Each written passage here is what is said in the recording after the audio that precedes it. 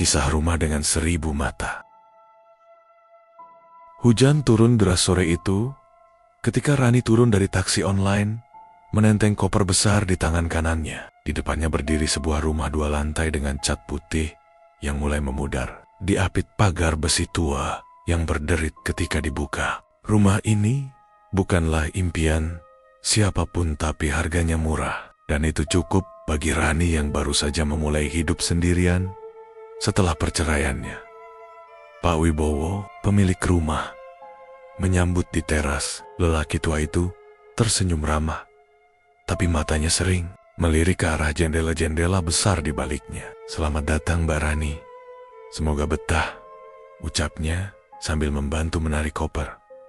Begitu melangkah masuk, Roni tertegun. Hampir semua dinding rumah dipenuhi cermin besar, bukan hanya di ruang tamu, tapi juga di lorong, dapur, bahkan kamar tidur.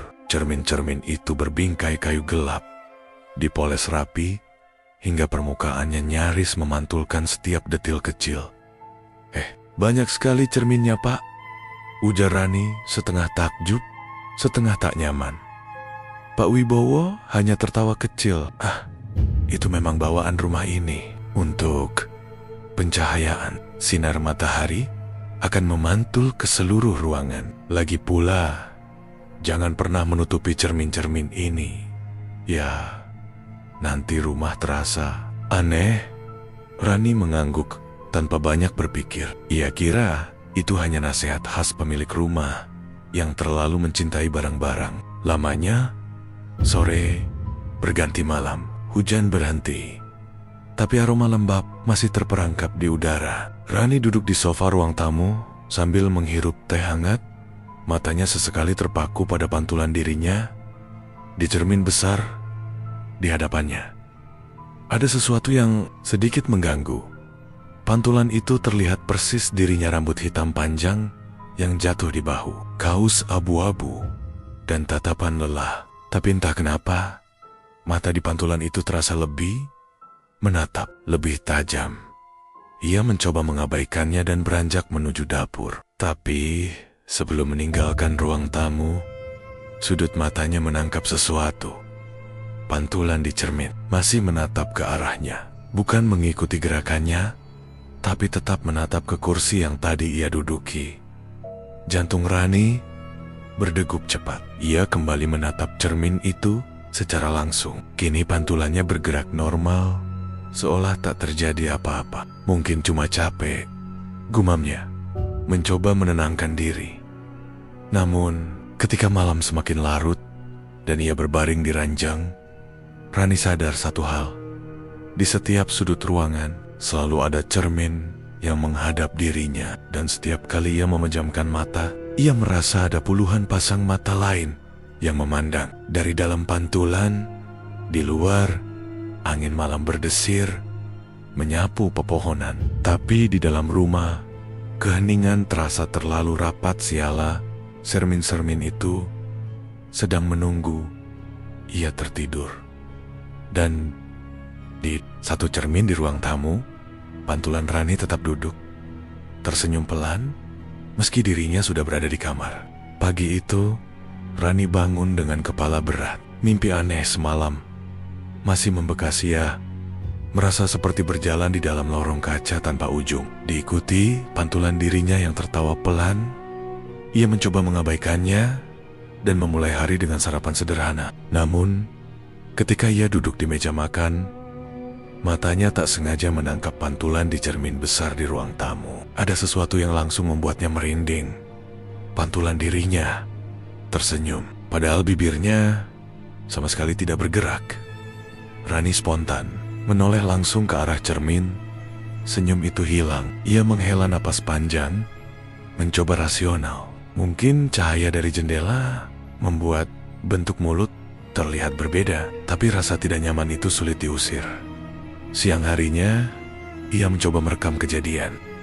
Ia duduk menghadap cermin dengan ponsel di tangannya, menunggu.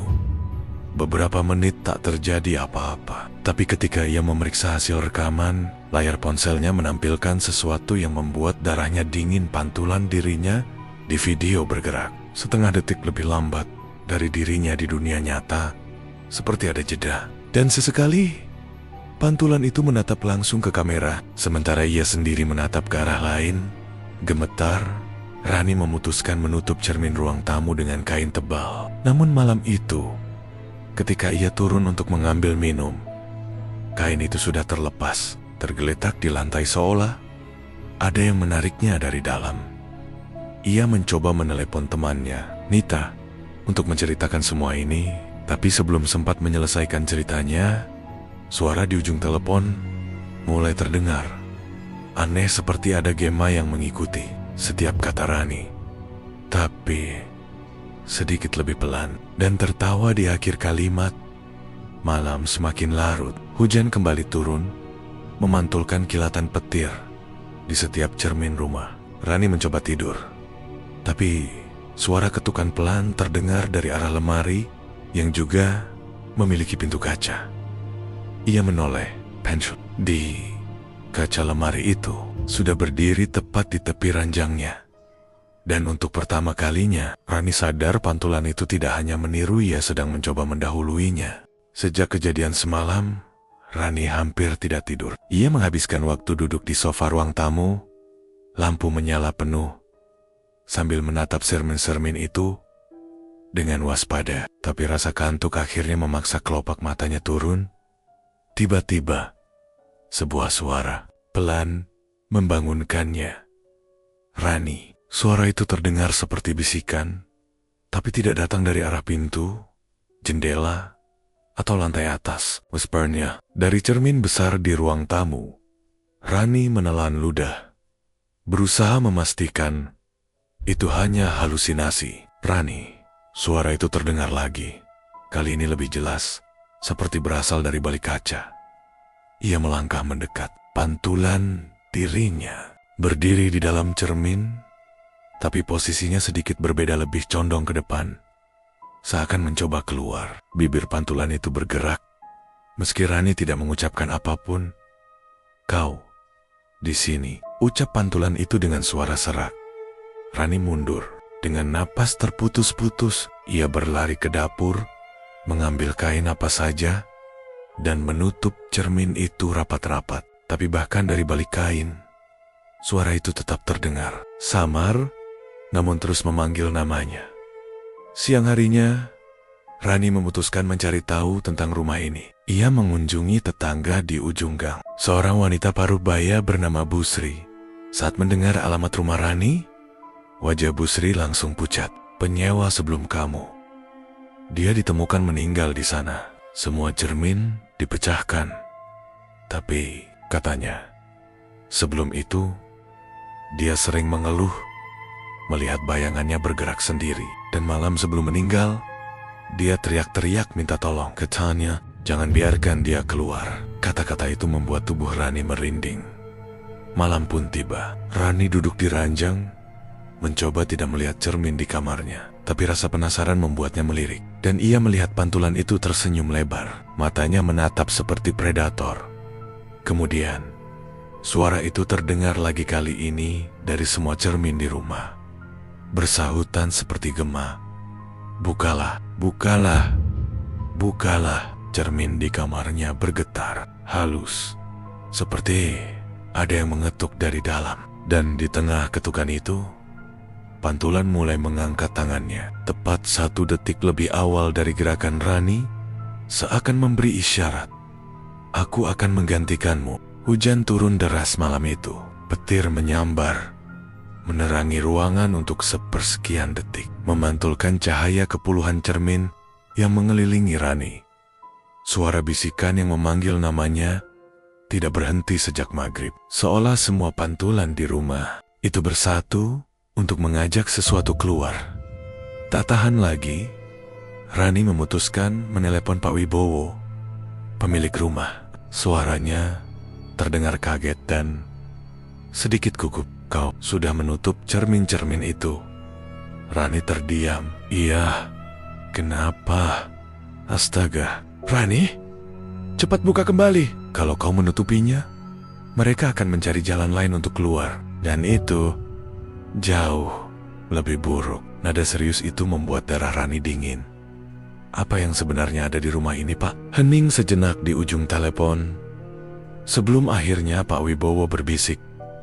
Cermin-cermin itu adalah pintu. Dulu, keluargaku memakainya untuk memanggil roh leluhur. Tapi semakin sering digunakan, semakin banyak yang lain ikut terbawa masuk. Sekarang, mereka tinggal di balik pantulan.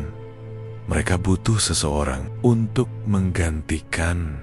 Rani merasa ruangan menjadi semakin sempit. Dari ujung matanya, ia melihat pantulan di cermin kamar berdiri lebih dekat dari seharusnya. Meski ia tidak bergerak, malam itu Rani terlelap tanpa sadar dan terjebak dalam mimpi aneh. Ia berjalan di lorong sempit yang seluruh dindingnya terbuat dari kaca.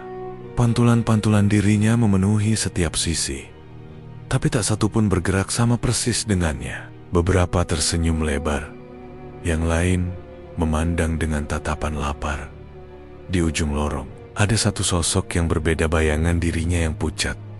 Matanya gelap tanpa bola mata, bibirnya terbelah dari telinga ke telinga. Sosok itu berbisik, "Ini rumahku, kau hanya tamu. Sekarang giliranmu di sini." Rani berlari, tapi dinding kaca di sekelilingnya mulai retak. Bukan keluar, melainkan mesuk. Retakan itu seperti tenggen-tenggen yang mencoba meraih tubuhnya. Ia terbangun dengan teriakan, keringat membasahi wajahnya. Tapi ketika membuka mata, ia sadar satu hal. Ia tidak berada di kamarnya. Ia berada di dalam cermin, menatap ruang tamunya. Dari sisi lain, di dunia nyata, tubuhnya sedang duduk di sofa, tersenyum puas. Tapi bukan dirinya yang mengendalikan tubuh itu. Rani berdiri, membeku di balik dinding kaca. Terengah-engah dari sisi dalam cermin, dunia nyata tampak sedikit kabur, warnanya pudar seperti foto lama. Ia menatap tubuhnya, atau lebih tepatnya, sosok yang kini mengendalikan tubuh itu berjalan santai ke dapur. Seolah tidak ada yang aneh. Sosok itu menoleh sebentar ke arah cermin dan tersenyum. Senyum yang terlalu lebar untuk wajah manusia. Rani menghantam permukaan kaca dengan tinjunya. "Kembalikan tubuhku, Patrick." Tapi yang terdengar hanyalah gema tipis di ruang hampa. Dari sudut pandang di balik kaca, ia melihat dunia nyata terus berjalan. Si Rani palsu berbicara di telepon dengan suara yang mirip dirinya. Tertawa seperti biasa, bahkan mengirim pesan kepada teman-temannya, seolah tidak ada yang salah. Namun, malam berikutnya, ia mulai melihat sesuatu di balik tubuh. Barunya itu, mata Rani palsu terkadang gelap sepenuhnya. Gerakannya sedikit terlalu mulus, terlalu lambat, seperti seekor binatang yang mempelajari cara berjalan manusia. Hari demi hari, Rani mencoba mencari celah untuk keluar. Tapi setiap kali ia berlari ke arah pantulan yang lain, ia hanya menemukan lorong kaca yang tak berujung, dipenuhi bayangan. Dirinya beberapa menangis, beberapa marah, dan beberapa hanya menatap kosong. Mereka semua adalah orang-orang yang pernah tinggal di rumah ini. Pada suatu malam, dari balik cermin ruang tamu, Rani melihat Pak Wibowo datang. Ia menatap tubuh palsu Rani dengan senyum tipis. "Sudah lama sekali dia akhirnya memilihmu." Sosok itu mengangguk pelan, lalu berbisik di telinga Pak Wibowo kata-kata yang tidak bisa didengar Rani. Keduanya kemudian tertawa kecil, dan Pak Wibowo pergi begitu saja. Setelah itu, Rani palsu mendekat ke cermin, menatap lurus ke arah Rani yang terjebak di dalam. Wajahnya perlahan berubah, kulitnya memucat, matanya menjadi hitam pekat, dan bibirnya bergetar. "Giliranmu menunggu sampai aku bosan." Kemudian, ia meniup permukaan kaca, dan pandangan Rani menjadi gelap. Saat ia membuka mata, ia berdiri di lorong kaca bersama puluhan Rani lainnya yang hanya bisa menatap, menunggu, dan berharap suatu saat seseorang akan menggantikan mereka. Di dunia nyata, Rani palsu melanjutkan hidupnya seperti biasa. Tetangga, teman, bahkan keluarganya tak pernah menyadari. Hanya saja, kadang-kadang ketika ia lewat di depan jendela, pantulannya tidak ikut bergerak. Dan cerita pun tamat.